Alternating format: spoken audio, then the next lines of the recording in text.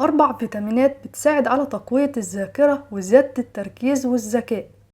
فيتامين د مهم في تقوية الذاكرة وزيادة التركيز والذكاء، عشان فيتامين د مسؤول عن تكوين الهرمونات المسؤولة عن التواصل بين خلايا الدماغ. وفيتامين د بيكون موجود في أشعة الشمس الصبح. وفيتامين د بيكون موجود كمان في الأسماك الدهنية زي السلمون والماكريل والتونة. وكمان فيتامين د بيكون موجود في المشروم وصفار البيض وزيت كبد الحوت. ونلاقيه كمان موجود في المكسرات زي الجوز أو عين الجمل، بيكون موجود في اللوز والشوكولاتة الداكنة.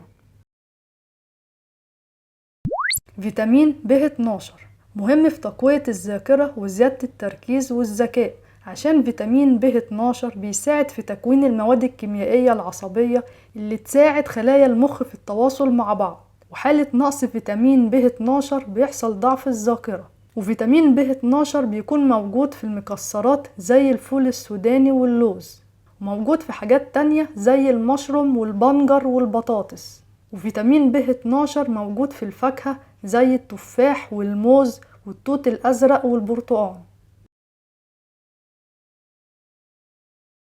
فيتامين اي أو فيتامين ه مهم جدا لصحة المخ وخلايا الدماغ، وبكده يبقى فيتامين اي مفيد في تقوية الذاكرة وزيادة التركيز والذكاء. وفيتامين اي بيكون موجود في المكسرات زي البندق وعين الجمل واللوز، وموجود في الخضروات زي الطماطم والجزر والقرنبيط والبروكلي والفلفل الأحمر واللفت والبنجر والسبانخ والخردل الأخضر.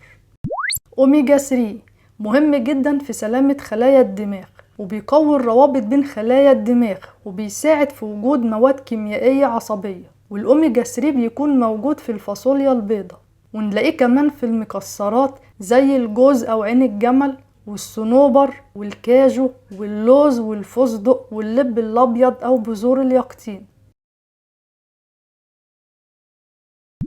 أنصحكم أنكم تهتموا بالتغذية وممارسة الرياضة والنوم وقت كافي، عشان السهر بالليل بيأثر على قوة الذاكرة والتركيز. وبكده يبقى احنا عرفنا مع بعض 4 فيتامينات بتساعد على تقوية الذاكرة وزيادة التركيز والذكاء بإذن الله.